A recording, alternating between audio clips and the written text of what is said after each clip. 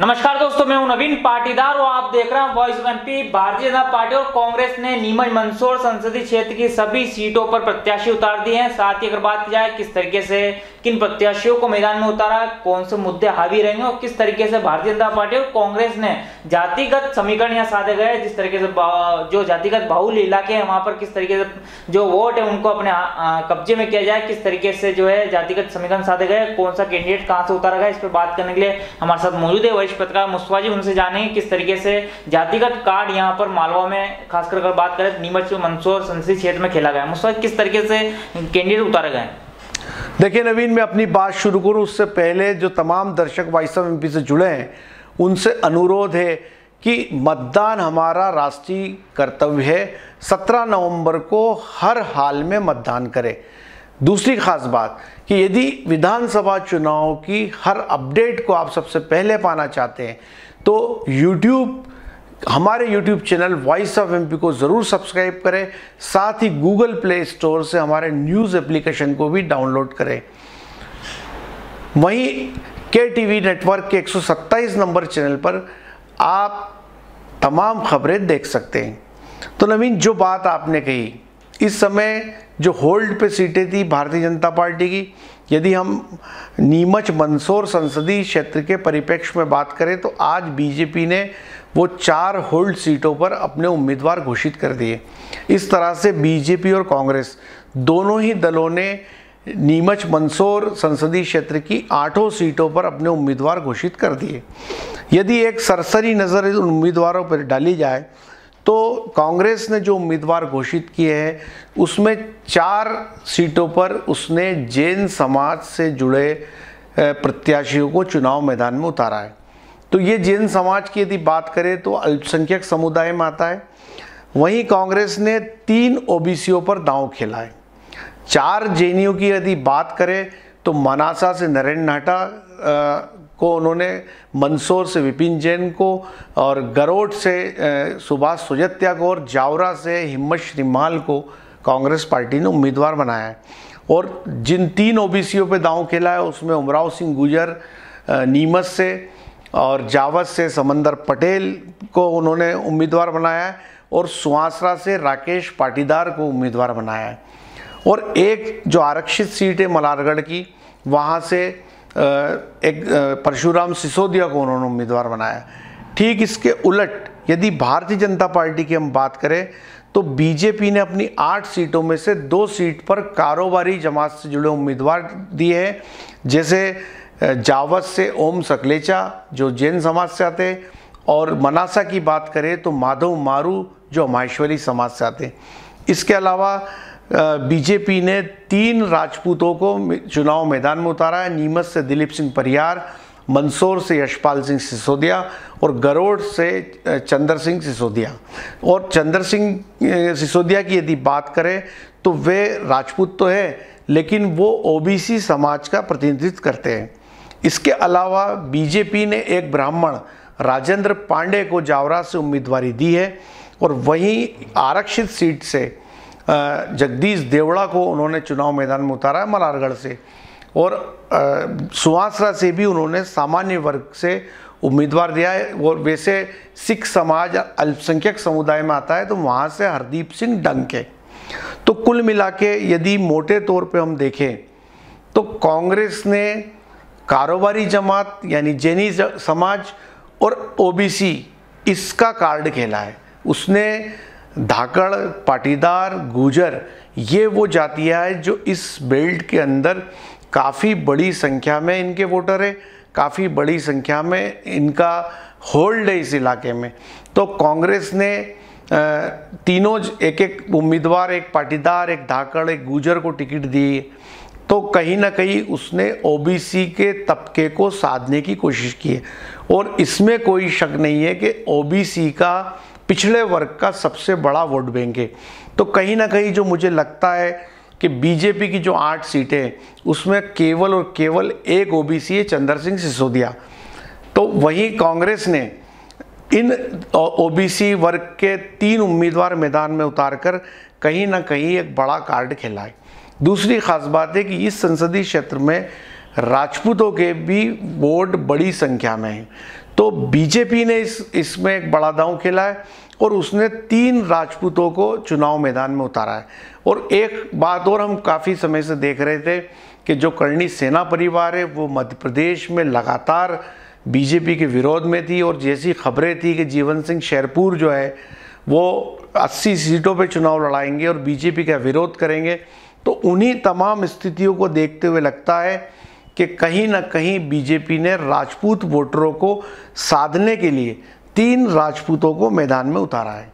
वहीं कांग्रेस की यदि बात की जाए तो और दोनों पार्टियों की यदि बात की जाए तो केवल एक ब्राह्मण उम्मीदवार है और वो राजेंद्र पांडे हैं जो जावरा से चुनाव लड़ रहे हैं। और वहीं कांग्रेस के अंदर कोई ब्राह्मण जो है उसको टिकट नहीं दिया गया। वहीं कांग्रेस एक और बड़ा उसने दांव खेला है, उसने 4 जैन समाज के उम्मीदवारों को इस बार मौका दिया है। नरेंद्र नाटा को मंदसौर से, विपिन जैन को नरेंद्र नाटा को मनासा, विपिन जैन को मंदसौर से, गरोड से सुभाष सोजतिया और जावरा से हिम्मत श्रीमाल।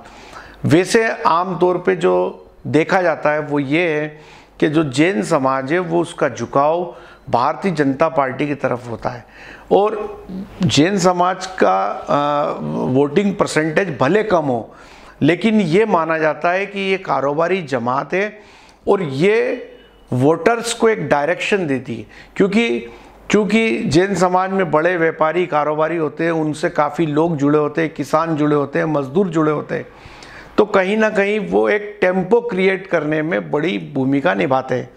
तो कांग्रेस ने इस बार 4 जैनियों पे दांव आजमाया है, तो 4 जैनी प्लस 3 ओबीसी, तो एक कांग्रेस इसमें कहीं ना कहीं प्लस होती हुई दिख रही है। वहीं बीजेपी ने राजपूत वोटर्स को साधने का बड़ा दांव खेला है और 3 राजपूतों को उन्होंने उम्मीदवार बनाया है। तो कुल मिलाकर के इस संसदीय क्षेत्र में यदि इस सीन को देखा जाए तो आने वाले समय में यहाँ पर चुनावी जंग पूरे शबाब पे पहुँचने वाली है और 23 तारीख से नामांकन भरना शुरू हो जाएंगे, और मैं समझता हूँ 26 तक ये सारा काम होने के बाद दोनों तरफ से काफ़ी चुनाव रोचक बनेगा। काफ़ी दोनों बीजेपी और कांग्रेस। और एक और ख़ास बात है कि इस बार कोई लहर नहीं है, कोई इस तरह में चुनाव में किसी तरह का कोई सेंटिमेंट्स इस समय नहीं है, तो इसलिए अब जो चुनाव होगा, अब जो वोटों की लड़ाई होगी उसमें वही कामयाब होगा जो ज़मीन पर मजबूत होगा, जो आम जनता का चाहता होगा, जिसने जनता के लिए काम किया होगा या जिसमें काम करने की क्षमता होगी, वही व्यक्ति इस चुनाव में ठहर पाएगा, वही चुनाव जीत पाएगा। क्योंकि जब कोई सेंटिमेंट होता है, जब कोई हवा होती है, तो उस हवा का फ़ायदा उम्मीदवार को मिलता है, और कई बार वो उम्मीदवार जनता की उम्मीदों पे खरा न होते हुए भी वो चुनाव जीत जाता है। लेकिन इस बार कोई हवा नहीं है, इसलिए इस बार ये विधानसभा चुनाव बेहद रोचक होने वाला है। जी नवीन, बड़ी बात कही मुस्तफा जी ने कि चुनाव रोचक होने वाला है। साथ ही बात यह है जातिगत कार्ड में कांग्रेस आगे दिख रही है। मुस्तफा जी साथ ही बात किया है, तो ये तो हमने जातिगत कार्ड पे बात की, अब मुद्दों पर बात करें तो क्या लगता है कौन से मुद्दे हावी हो सकते हैं भारतीय जनता पार्टी पर? देखिए नवीन, मुद्दों पे यदि बात की जाए तो पिछले 6 महीने से जो हम लोग रिपोर्टिंग कर रहे हैं, जो गांव में पंचायतों में जाके जो खबरें हमारे संवाददाता निकाल रहे हैं, उसको यदि मद्देनज़र रखा जाए तो जैसा मैंने कहा कि इस समय कोई सेंटिमेंट नहीं है, कोई मुद्दे नहीं है। मुझे जो लगता है कि इस चुनाव में जो सबसे बड़े 2 मुद्दे होने वाले हैं, एक मुद्दा होगा किसानों का और दूसरा मुद्दा होगा करप्शन का। क्योंकि यदि हम देखें तो किसान हर तरह से वो अपने जिन्सों के भाव नहीं मिलने से नाराज़ है, चाहे वो प्याज हो, लहसुन हो, सोयाबीन हो। जब उसकी फसल मंडी में आती है तो दाम गिर जाते हैं और वो नुकसानी में फसल बेचता है। और दूसरा, जो किसानों की बात की जाए तो जो फसलों में जो प्राकृतिक आपदा के चलते जो नुकसानी झेलनी पड़ी, उसको लेके वो मुआवजा चाहता है, फसल बीमा चाहता है, उसको लेके भी उसमें नाराज़गी। एक और बात है कि मंडियों के हालात सुधर नहीं पाए, मंडियों में आज भी जो मंडी में व्यापारी होता है वो पूरा एक सिंडिकेट की तरह काम करता है और किसानों से मनचाहे दाम में उसकी जो फसल है, जो उसकी उपज है, वो ले लेता है। ऐसी आम शिकायत किसानों की। तो देखिए, किसानों से जो जुड़े मुद्दे हैं वो इस समय चुनाव में सबसे बड़े मुद्दे होने वाले हैं। इसमें अफीम किसानों का मुद्दा भी अपने आप में बड़ा है। जिस CPS पद्धति को हटाने की बात किसान कर रहे हैं, डोडे चूरे के मूल्य की बात किसान कर रहे हैं, विदेशी पोस्ता दाना भारत में न बिके इसकी बात किसान कर रहे हैं, NDPS एक्ट के अंदर बदलाव की बात किसान कर रहे हैं।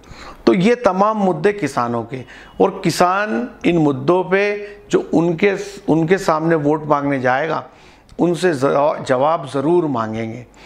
और दूसरा है करप्शन को लेकर स्थितियाँ बेकाबू है। आप ये देखिए कि शासकीय विभागों में आम इंसान के छोटे छोटे काम लाखों की संख्या में लंबित पड़े हैं और उसका बिना किसी तरह का लेन देन दिए एक धारणा ये बन चुकी है कि कितना ही जायज़ काम हो, सही काम हो, जब तक सेवा शुल्क अदा नहीं होगा काम नहीं होगा। उस पर हम कई सौ खबरें उस करप्शन पे हम दिखा चुके हैं और शासकीय दफ्तरों के हालातों पे हम खबर कर चुके हैं। तो अब आम जनता इस करप्शन से ऊब चुकी है, घबरा चुकी है, क्योंकि उसका जेन्युइन काम नहीं होता है जब तक कि अफसर की जेब गर्म ना हो। तो राजस्व विभाग की बात कीजिए तो वहाँ हज़ारों प्रकरण लंबित है, चाहे वो नीमच ज़िला हो, मंदसौर ज़िला हो, रतलाम ज़िला हो, मध्य प्रदेश के कमोबेश सभी ज़िलों के हालात ऐसे। तो कुल मिला के इस चुनाव में किसान और करप्शन ये दो अहम मुद्दे होने वाले हैं। नवीन मुस्तफा जी, अगर बात की जाए तो जब ये मुद्दे हावी हो रहे हैं जिस तरीके से जो हावी होंगे, साथ ही अगर बात की जाए तो नीमच की बात करें तो नीमच में किस तरीके से मुसीबतें भारतीय जनता पार्टी के लिए खड़ी हो सकती, जो यहाँ के मेन मुद्दे क्या हैं? देखिए नवीन, नीमच का अब सीन क्लियर हो गया है। नीमच से भारतीय जनता पार्टी ने 3 बार के विधायक दिलीप सिंह परिहार को अपना उम्मीदवार बनाया है, चौथी बार वो चुनाव मैदान में है। वहीं कांग्रेस ने उमराव सिंह गुर्जर को बनाया। उमराव सिंह गुर्जर और दिलीप सिंह परिहार, तो जहां बीजेपी ने अपना सवर्ण उम्मीदवार मैदान में उतारा, वहीं उमराव सिंह गुर्जर पिछड़े वर्ग से आते। अब यहाँ के यदि मुद्दों की बात करें तो देखिए, नीमच ऐसी विधानसभा सीट है जहाँ पर जो शहरी क्षेत्र और ग्रामीण क्षेत्र लगभग बराबर है मतदान में। नीमच में करीब शहर में 1,08,000 वोट है, ग्रामीण क्षेत्र में 1,20,000 वोट है। तो खासा हिस्सा, मतलब 50-50% हिस्सा शहरी क्षेत्र और ग्रामीण क्षेत्र का है। शहरी क्षेत्र की यदि बात की जाए तो इस शहर के अंदर जो इस समय सबसे बड़ा मुद्दा है वो है बंगला बगीचे का। बंगला बगीचे में शहर की करीब आधी आबादी निवास करती है और पिछले कई सालों से वो बंगला बगीचे की समस्या का समुचित हल नहीं निकलने के कारण यहाँ के रहवासी दुखी है, परेशान है। लोग अपना मकान नहीं बना पा रहे हैं। जिन घरों में परिवार बड़े हो गए, बच्चों की शादियां करनी है, वो इसलिए नहीं कर पा रहे कि चूँकि वो अपना मकान बना नहीं सकते, निर्माण नहीं कर पाएंगे, और निर्माण नहीं होगा तो इसलिए वो अपने परिवार को कैसे बढ़ाएं। दूसरा, उनको अपनी जो संपत्ति है, असेट है, उसको बैंक ऋण लेना है, बैंक में देना है, तो बैंक के बिना व्यवस्थापन के लोन नहीं देती। तो ऐसे तमाम चीज़ें जिसके कारण बंगला बगीचे में जीवन थम गया है, बंगला बगीचे में जीवन रुक गया है, और इसके सरलीकरण को लेके लगातार आवाज़ उठ रही। 2017 के अंदर ये कानून शिवराज सरकार ने बनाया था, अभी 2023 से 6 साल में बंगला बगीचे के 2000 लोगों ने आवेदन किया, जिसमें से 1500 लोगों का निराकरण हुआ, 500 लंबित है। और यदि टोटल बंगला बगीचे के आवेदकों की बात की जाए तो 14,500 आवेदक हैं जो अपनी ज़मीनों का व्यवस्थापन चाहते हैं। तो यानी 6 साल में मात्र 1500 का निराकरण हुआ, 13,000 लोग क्यू में खड़े हैं। इसका मीनिंग साफ है कि जो कानून शिवराज सरकार ने बनाया वो इस समस्या का समुचित हल नहीं है। उसके अलावा उसमें एक कंडीशन है कि 90 दिन में आपने व्यवस्थापन नहीं कराया तो आपको ब्याज देना पड़ेगा, पेनाल्टी देना पड़ेगी। तो आप ये देखिए कि कानून बने 6 साल हो गए, यदि एक एक प्लॉट पे 600 स्क्वायर फीट पे पेनाल्टी जोड़ी जाए तो 10-10 लाख रुपए बन रही है। और इतनी बड़ी राशि आम आदमी कैसे जमा कराएगा, कैसे देगा? और लगातार जब से कानून बना है तब से इसको सरलीकरण को लेकर आवाज़ें उठती रही, लेकिन इस पर ये आवाज़ें सरकार के नक्कार खाने में तूती की तरह रही और इस दिशा में कोई कदम नहीं लिया गया। तो ये इस चुनाव में एक बड़ा मुद्दा बनने वाला है। जब नगर पालिका चुनाव थे तब ये वादे किए गए थे कि नगर पालिका में बोर्ड बनते ही ट्रिपल इंजन की सरकार चुटकियों में इसका हल निकाल देगी, लेकिन नीमच नगर पालिका का बोर्ड बने हुए 1 साल हो गया, बंगला बगीचे के अंदर कोई भी राहत आम लोगों को नहीं मिली। दूसरा इस शहर का बड़ा मुद्दा है, इस शहर की बर्बाद सड़कें, खुदी हुई सड़कें, ख़राब सड़कें। तीसरा बड़ा मुद्दा है कि कई पंचायत ऐसी है, कई एरिया ऐसे हैं जो ना पंचायतों में ना नगर पालिका में। उनकी पुरानी मांग है कि उनको या तो नगर पालिका में शामिल किया जाए या पंचायत में किया जाए। चौथी इम्पॉर्टेंट बात यह है कि नीमच की जो कॉलोनियाँ हैं जो नगर पालिका द्वारा काटी गई थी, उनमें लीज रिन्यूअल नहीं हो रहा, और लीज रिन्यूअल नहीं होने से सैकड़ों नागरिक परेशान है, दुखी है। यदि लीज रिन्यूअल नहीं होता है तो उनके कई काम अटके हुए, उनको निर्माण अनुमति नहीं मिलेगी, नामांतरण नहीं होगा, बैंक लोन नहीं होगा, उस दिशा में कोई प्रभावी कदम नहीं उठाया गया। तो कुल मिला के ऐसे मुद्दे हैं जिस पर इस चुनाव में आम जनता लोगों से जवाब मांगेगी, और ये तमाम शहरी क्षेत्र के मुद्दे। यदि आप अमृत योजना के पानी की बात करें तो राकेश पप्पू जैन ने सौगंध खाई थी कि मैं तब तक मिठाई नहीं खाऊंगा जब तक अमृत योजना का पानी नीमच को ना पिला दूं। जैसा आपको ज़्यादा बेहतर पता है कि वो योजना अभी पूरी नहीं हो पाई। जाजू सागर की बात करें तो उसका वाटर लेवल मात्र 11 फीट है। शहर के अंदर पानी देने का समय नगर पालिका कम कर चुकी है। तो इन परिस्थितियों में आप देखिए कि यदि जाजू सागर बांध के अंदर वाटर लेवल नीचे चला जाता है तो आपके पास सेकंड ऑप्शन क्या है?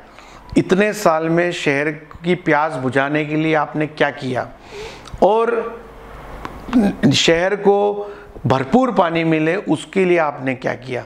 ये तमाम वो मुद्दे जो नीमच की फिजाओं में घूम रहे, इस पर जनता, मतदाता, निश्चित तौर पे जो राजनीतिक दल हैं उनसे सवाल पूछेगी, उनसे जवाब लेगी, उनसे बोलेगी कि श्रीमान इन मुद्दों पे आपने क्या किया। जी नवीन, बड़ी बात कही है मुद्दों पर क्या क्या। साथ ही अगर मुस्तफा कहा अगर बात करें जिस तरीके से सिटिंग एमएलए उनका रिपोर्ट कार्ड सही नहीं था, उसके बावजूद सिर्फ अगर गरोड़ को छोड़ के अगर बात करें तो वापस रिपीट कर दिया गया। तो क्या मानते हैं कितनी मुसीबत है इन विधायकों को जनता के बीच में जाने को लेकर झेलनी पड़ेगी? देखिए, इसमें कोई शक नहीं है नवीन के कहीं ना कहीं एंटी इनकम्बेंसी का फैक्टर एक बहुत बड़ा फैक्टर है, और जिन चीज़ों पे हम बात कर रहे हैं, जिस करप्शन पे हम बात कर रहे हैं, किसानों के मुद्दे पे बात कर रहे हैं, उन तमाम चीज़ों को बीजेपी भी बेहतर तरीके से समझती है, उसका वर्कर भी समझता है। उसके वर्कर को भी ये बात पता है कि उसको अपना काम कराना हो तो सरकारी विभागों में कितनी मुश्किलें सामने आती है। इसीलिए मैंने कहा कि इस चुनाव में करप्शन एक बड़ा मुद्दा होने वाला है। उस पर हम आगे बात करेंगे, आगे उन तमाम मुद्दों पे को और विस्तार से हम आम लोगों तक पहुंचाएंगे। तो कुल मिलाकर के जो स्थितियाँ जो चुनाव के परिप्रेक्ष्य में यदि बात की जाए नवीन, तो नीमच शहर में भी किसानों का मुद्दा, अफीम का मुद्दा एक बड़ा मुद्दा होगा। सीपीएस को किसान हर हाल में बंद करने की बात कहता है। वहीं आप ये देखें तो मंडियों की बेहतर हालात को लेके किसान मांग कर रहा है, जिनसों के सही दाम मिले किसान मांग कर रहा है, समय पे खाद बीज मिले उनको उसकी किसान मांग कर रहा है। तो ये तमाम मुद्दे, ये तमाम चीज़ें जिस पे जनता नेताओं से सवाल पूछेगी, जवाब मांगेगी कि आखिर आपने इन तमाम मुश्किलों के निवारण के लिए आपने क्या किया। तो कुल मिलाकर के नवीन जो ये विधानसभा चुनाव है, ये जैसा आपने अपनी बात की शुरुआत में कहा कि काफ़ी रोचक होने वाला है, मुकाबला कड़ा होने वाला है। क्योंकि इस समय किसी तरह की कोई लहर नहीं है। अब प्रत्याशी को अपने किरदार के दम पे, अपनी एबिलिटी के दम पे, अपने रिपोर्ट कार्ड के दम पे चुनाव लड़ना पड़ेगा और जनता के पैमाने पर जो उम्मीदवार खरा उतरेगा, जिसका रिपोर्ट कार्ड सही होगा, वो उम्मीदवार चुनाव जीतेगा। तो ये चुनाव बेहद रोचक होने वाला है। और जो तमाम दर्शक इस समय हमसे जुड़े हैं, उनसे अनुरोध है कि यदि आप विधानसभा के इस रोचक मुकाबले की हर अपडेट चाहते हैं, आप चाहते हैं कि इसकी पल पल की रिपोर्टिंग आपको मिले, तो आपसे अनुरोध है कि आप वॉइस ऑफ एमपी के यूट्यूब चैनल को ज़रूर सब्सक्राइब कर लें। साथ ही गूगल प्ले स्टोर से हमारे न्यूज़ एप्लीकेशन को ज़रूर डाउनलोड करें, ताकि हर अपडेट जो नवीन पाटीदार जी की टीम है, जो हमारा रिपोर्टर है, जो मालवा के चप्पे चप्पे में जो वॉइस ऑफ एमपी के रिपोर्टर है, वो जो खबरें हम तक पहुंचाते हैं वो आपको मिल सके। तो आप हमारे YouTube चैनल और हमारे न्यूज़ एप्लीकेशन को ज़रूर डाउनलोड करें। जी नवीन। तो ये थे वरिष्ठ पत्रकार मुस्तफा जी, जिनसे हमने बात की किस तरीके से भारतीय जनता पार्टी और कांग्रेस ने जातिगत कार्ड खेला। साथ ही अगर बात की जाए तो इस विधानसभा चुनाव में कौन से मुद्दे हावी रहेंगे जो भारतीय जनता पार्टी को घेरने के लिए काम करेंगे और कांग्रेस के लिए प्लस का काम करेंगे। वहीं अगर बात करें तो 17 नवंबर को अपने घर से ज़रूर निकलें और मतदान करने के लिए ज़रूर जाएँ। अपने पड़ोसी भाई बहन को सभी को कहें, जागरूक करें और मतदान जरूर करें।